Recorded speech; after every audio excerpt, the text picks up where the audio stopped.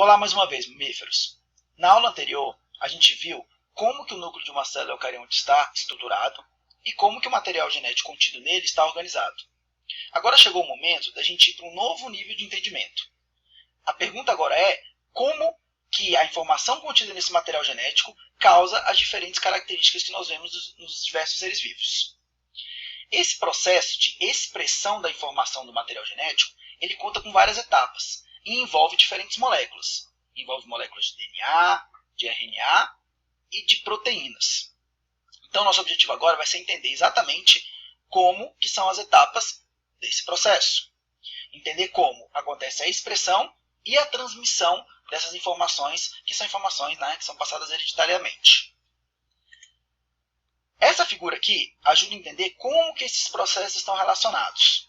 Isso aqui são, na verdade, princípios básicos que regem o metabolismo, o funcionamento dos diferentes seres celulares. Nós sabemos hoje que as células procariontes e células eucariontes possuem seu material genético na forma de conjuntos de moléculas de DNA. Então, toda a informação hereditária, toda a informação genética que causa suas características estão nessas sequências de bases nitrogenadas. Aqui desse lado nós temos um processo relacionado com a transmissão da informação desse material genético, que é o processo de replicação, que nada mais é do que a cópia, a duplicação de moléculas de DNA para que essa informação seja passada para futuras células que sejam produzidas a partir de processos de divisão celular. Esse processo não é o nosso foco agora. O nosso foco agora é entender essas duas etapas, que são, na verdade, o conjunto de etapas que estão relacionadas com a expressão do material genético. Primeiro a transcrição, depois a tradução. Por aqui o que a gente pode perceber? O produto final, normalmente, da expressão do material genético, expressão da informação contida no DNA, muitas vezes é uma proteína. E esse gráfico, essa figura aqui, nos ajuda a entender que o DNA não direciona diretamente a produção de proteína. Para que aconteça a produção de proteína, é necessária a síntese de um intermediário, que são moléculas de RNA. Então, o processo de transcrição, esse primeiro aqui, ele está relacionado com a produção de RNA a partir da informação contida no DNA. E o processo de tradução, finalmente, é a produção de proteínas a partir da informação que está contida no RNA, que, em última instância, a gente pode perceber aqui, é a mesma informação que está contida no DNA. Perfeito? Então, o nosso objetivo nessa primeira aula é entender esse processo de transcrição. Certo? Vamos visualizar melhor o que eu quero dizer com a transcrição e tradução por essa outra figura aqui, para a gente relembrar um pouquinho como que é a cara do DNA, do RNA e de proteínas. Esses três tipos de moléculas são polímeros. São moléculas grandes, macromoléculas formadas pela repetição de unidade básica. No caso dos ácidos nucleicos, são os nucleotídeos. Desoxirribonucleotídeos no DNA, ribonucleotídeos no RNA. Já no caso das proteínas, são os aminoácidos. Então, a transcrição e a tradução representam, na verdade, a passagem da informação contida em ácidos nucleicos para moléculas proteicas. Perfeito. Vamos lembrar algumas características aqui da molécula de DNA, que são formadas desses nucleotídeos. As bases nitrogenadas se apresentam pareadas. A gente tem que lembrar que existem bases complementares tanto no DNA como no RNA. Quais são as bases complementares no DNA? Adenina, timina e citosina com guanina. E no caso do RNA, adenina, uracila, citosina e guanina. Então tem diferença de timina para uracila no RNA. As moléculas de DNA apresentam fitas antiparalelas. Aqui a gente pode ver pela notação 5', 3', que essas fitas estão em sentidos opostos. E a gente tem que lembrar que as moléculas de proteína são, na verdade, formadas pela união de sequências de aminoácidos. Então, qual é a ideia geral que a gente tem aqui? Que a estrutura primária das proteínas, ou seja, a sequência de aminoácidos, é definida a partir da informação que está onde? Na molécula de DNA. E que esse processo de transmissão da informação deve passar primeiro por um intermediário, que é a molécula de RNA. Uma coisa que não pode sair da sua cabeça de jeito nenhum, ou melhor, não pode nem entrar na sua cabeça. A ideia de que, para construir um RNA, nós precisamos destruir o DNA, e para construir proteína, a gente precisa destruir um RNA. Nada aqui nessa figura é transformada numa molécula, não é transformada na outra. O que a gente tem? A gente constrói a molécula de RNA a partir da informação do DNA e constrói a molécula de proteína a partir da informação do RNA, em dois processos em sequência. A transcrição, primeiramente, e depois a tradução.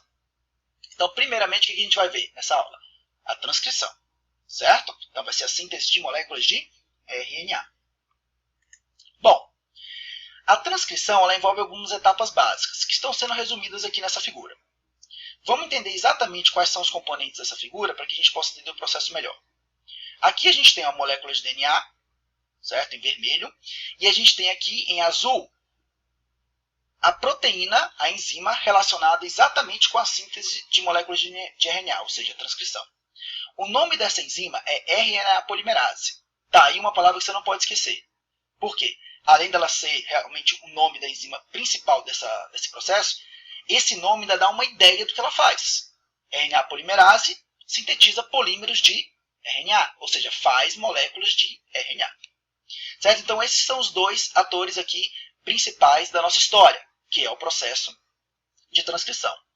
Agora, a gente tem que lembrar uma coisinha muito importante. Uma molécula de DNA ela é gigante, certo? Ela possui inúmeros genes, ela possui centenas de genes. Nós temos, por exemplo, 46 moléculas de DNA com todos os genes necessários para fazer um ser humano. Então, no processo de transcrição, a RNA polimerase ela não tem que ler toda a informação que está no DNA. Ela tem que ler informações específicas, que são aquelas informações necessárias para produzir uma molécula que a célula precise naquele momento. Então, pessoal, existem sinalizadores que indicam onde que iniciam essas informações. Esses sinalizadores são chamados de promotores. Então, cada gene em uma molécula de DNA possui esse promotor, que é a região que indica o seu início, que é a região que serve para a ligação da RNA polimerase na molécula de DNA.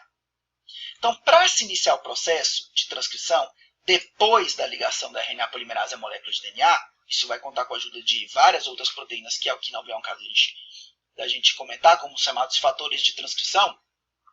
Depois dessa ligação, a primeira etapa do processo é romper as ligações de hidrogênio, abrir a molécula de DNA. Porque se a molécula de DNA continuar fechada, não tem como a RNA polimerase ter acesso a essas informações. Então, como é que vai se dar essa abertura? Aquelas proteínas que eu já comentei com você, os fatores de transcrição, vão participar desse processo de abertura das duas fitas, de rompimento da molécula, certo? Expondo, então, a informação.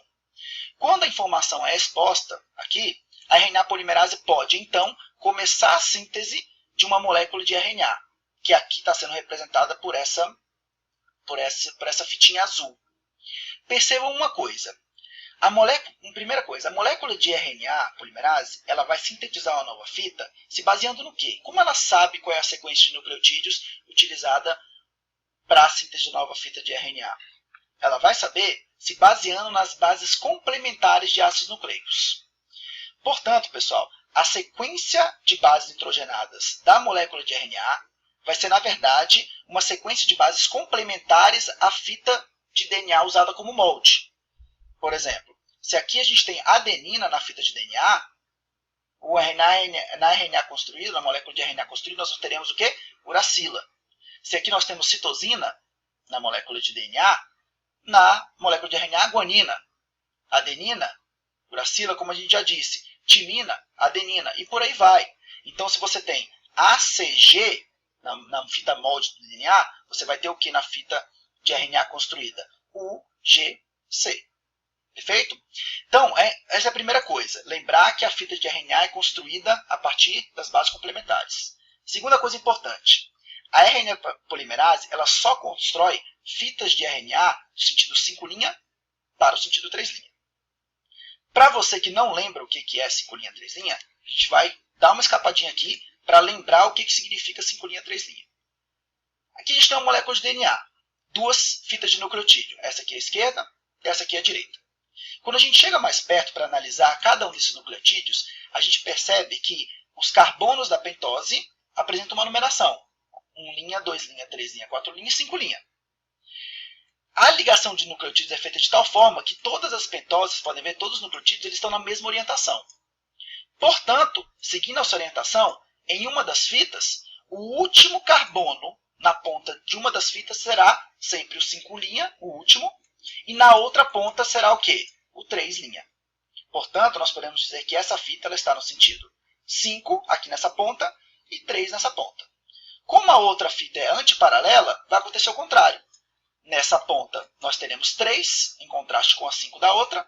Na outra ponta nós teremos o 5, em contraste com 3 da outra. Mesma coisa acontece, esse sentido 5' 3' também acontece em moléculas de RNA. Nós podemos ver aqui que a molécula de RNA também apresenta uma ponta 5' e outra ponta 3' aqui. Certo? E o que vai acontecer? A síntese de molécula de RNA, então, sempre vai acontecer na ponta 3'. Então, é aqui que a RNA polimerase vai adicionar sempre novos nucleotídeos para formar a molécula de RNA. Lembrando que ela sabe as bases nitrogenadas de acordo com as bases da fita Molde. Sempre, pessoal, numa transcrição, a RNA polimerase vai usar uma das fitas como molde. Não importa qual seja. O que importa é que ela vai ler a fita de DNA em qual sentido? 3', 5'. Porque ela sempre vai construir a fita de RNA no sentido 5, 3. Então, essa fita é utilizada como molde, ela é literalmente chamada de fita molde, enquanto que a outra fita é chamada de fita codificante. Então, pessoal, o processo vai acontecendo dessa maneira.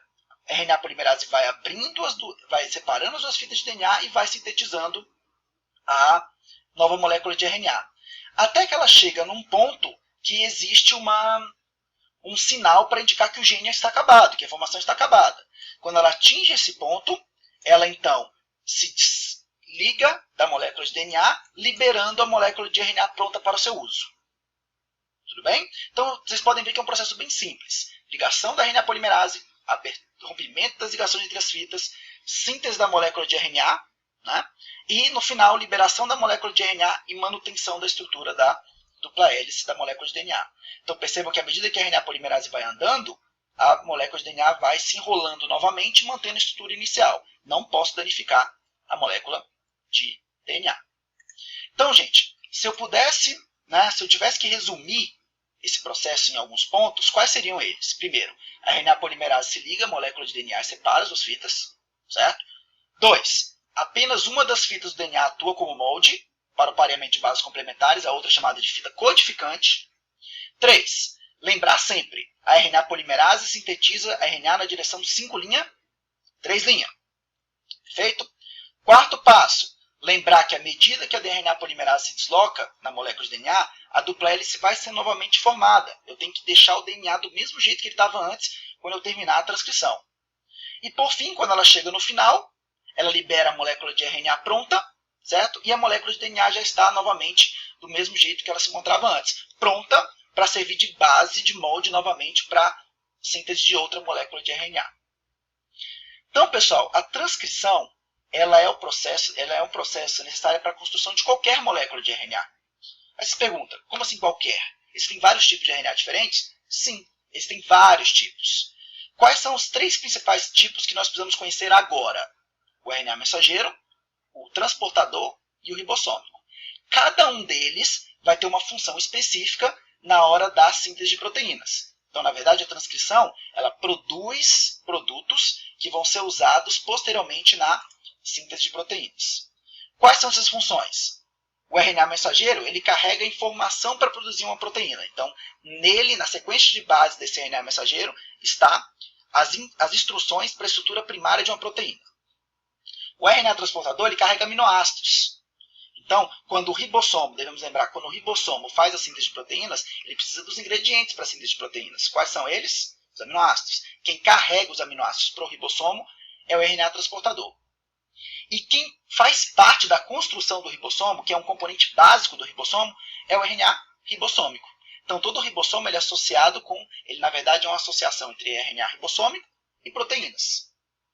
Aí você para e pergunta, o que vai determinar se a produção é de um RNA mensageiro, transportador ou ribossômico? Na verdade, o que vai determinar é o gene. Então, alguns genes têm informação para a síntese de proteínas, eles vão gerar RNAs mensageiros, outros genes para RNA transportadores e outros para RNA ribossômicos, como a gente pode ver nessa figura. Os 3 são produzidos de que maneira? Transcrição. Isso a gente pode ver que os RNAs transportadores se associam a aminoácidos para participar da síntese proteica. Os RNA ribossômicos se associam a proteínas para produzir o ribossomo. E o ribossomo vai ler quem? O RNA mensageiro para ter as instruções. Como vai acontecer a síntese de proteínas, a gente vai ver depois, num momento posterior. Por enquanto, esse era o recado. Valeu, galera!